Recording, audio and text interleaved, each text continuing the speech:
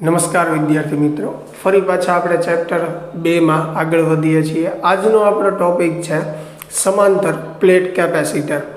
Capacitor વિદ્યાર્થી મિત્રો તમને ખ્યાલ જ છે કે બે અલગ કરેલા સુવાહકથી બનતી રચના છે કે જે વિદ્યુત ભારનો સંગ્રહ કરે છે અથવા તો વિદ્યુત ઉર્જાનો સંગ્રહ કરે છે। કેપેસિટરના અલગ અલગ પ્રકાર છે, એમાંથી આપણે જે કોર્સમાં છે સમાંતર પ્લેટ કેપેસિટર છે, જેની અંદર બે પ્લેટો એકબીજાથી અમુક અંતરે એકબીજાને સમાંતર મૂકેલી હોય છે।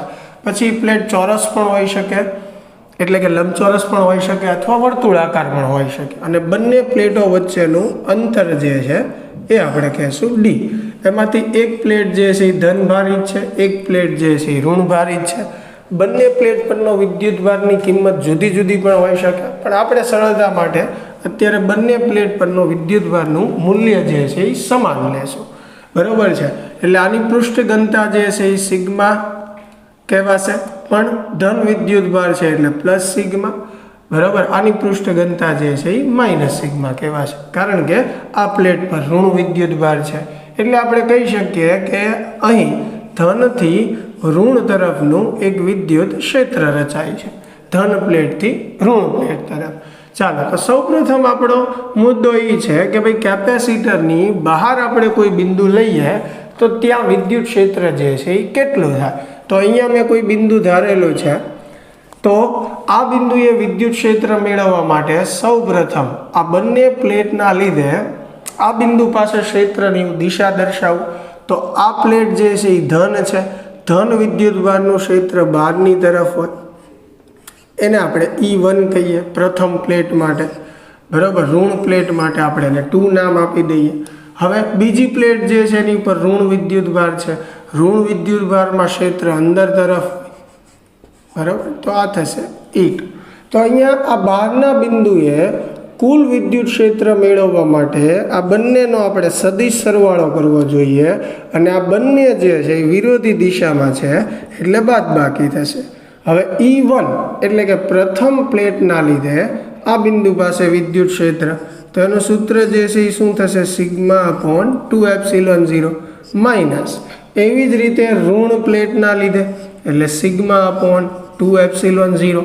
હવે અહીંયા વિદ્યાર્થી મિત્રો ખાસ ધ્યાન રાખજો, ઘણા વિદ્યાર્થી મિત્રોને ડાઉટ હશે કે સાહેબ આ પ્લેટ જે છે એ ઋણ છે તો અહીંયા સિગ્મા માઇનસ નહીં આવે, પણ આપણે જે ક્ષેત્રની દિશા દર્શાવી છે એ આ ઋણને ધ્યાનમાં રાખીને જ દર્શાવી છે, એટલે ફરીથી અહીંયા માઇનસ નિશાની મૂકવાની નથી। તો આનો જવાબ જે છે એ શું થઈ જશે, 0। તો આપણે કહી શકીએ કે કેપેસિટરના બહારના વિસ્તારમાં વિદ્યુત ક્ષેત્ર જે છે એ શૂન્ય હોય છે। એવી રીતે આ બાજુ પણ તમે બિંદુ ધારશો તો શૂન્ય જ આવશે। ચાલો, તો હવે કેપેસિટરના અંદરના વિસ્તારમાં આપણે કોઈ બિંદુ ધારીએ, બરાબર, તો ધન પ્લેટનું ક્ષેત્ર જે છે એ બહારની તરફ આવશે એટલે E1 થશે, ધન પ્લેટમાંથી બહારની તરફ। હવે એવી રીતે ઋણ પ્લેટ જે છે એનું અંદરની તરફ થશે તો E2।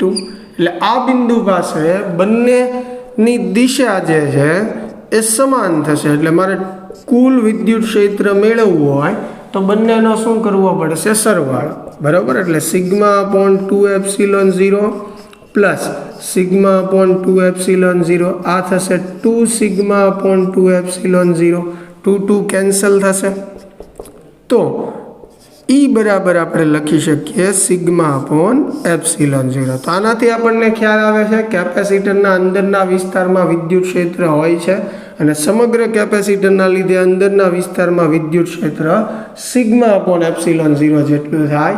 એની દિશા આપણે ધન પ્લેટથી ઋણ પ્લેટ તરફ દર્શાવી શકીએ।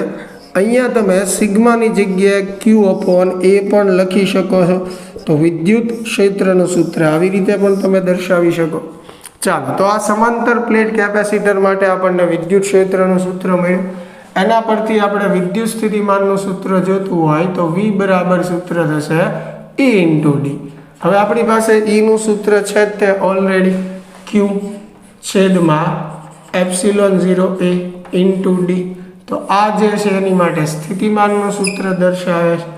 હવે જો આપણે કેપેસિટન્સનું સૂત્ર મેળવવું હોય તો C બરાબર આપણે લખી શકીએ Q અપોન V, અહીંયા વીની આપણે કિંમત મૂકીએ ક્યુ ડી અપોન એપ્સિલોન 0 એ, તો ક્યુ ક્યુ કેન્સલ થશે અને ફાઇનલી સી બરાબર મને મળશે એપ્સિલોન 0 એ અપોન ડી.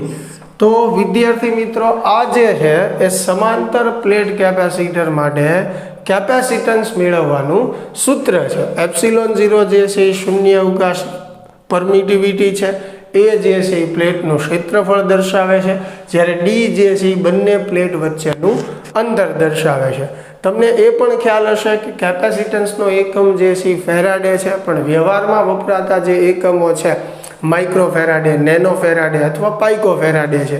કારણ કે વ્યવહારમાં ફેરાડે જે છે એ ખૂબ મોટો એકમ થઈ જાય, કારણ કે એક ફેરાડેનું કેપેસિટન્સ આપણે બનાવવું હોય તો એની માટે પણ એ જે છે એટલે કે જે પ્લેટનું ક્ષેત્રફળ જે છે એ ખૂબ મોટું આવે, એટલું મોટું કે જે પ્રેક્ટિકલી બનાવવું શક્ય નથી. એટલા માટે વ્યવહારમાં ફેરાડે જે છે એ ખૂબ મોટો એકમ ગણાય.